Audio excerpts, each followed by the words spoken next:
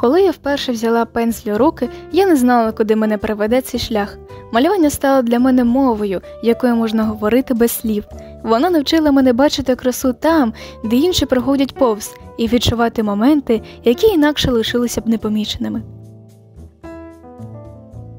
З кожною новою роботою я відкривала собі більше – сміливість, мрію, віру у власні сили. І саме це відчуття, коли ти створюєш щось своє, неповторне, змінює все навколо. Сьогодні я стою в музеї серед картин, які надихають покоління, і малюю свою власну історію.